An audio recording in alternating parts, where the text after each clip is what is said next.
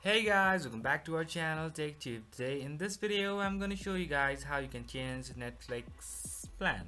So I'll be teaching you guys a very easy step, and don't you worry about anything. So if you have any problem or any queries within the process, just let me know in the comment section right away.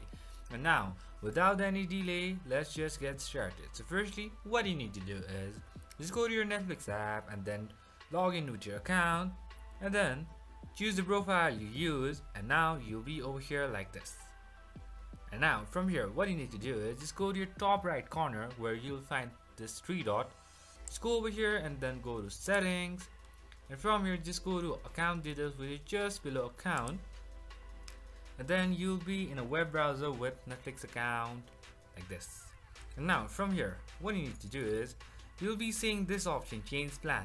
Just go over here, and now from here choose the plan that you want to change into. So that's pretty much, guys, that's how you do it.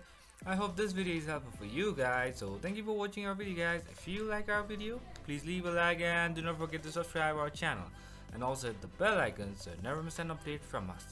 If you have any queries, just let me know in the comment section right away, and I'll see you guys again in our next video. Till then, stay safe guys. Thank you for watching.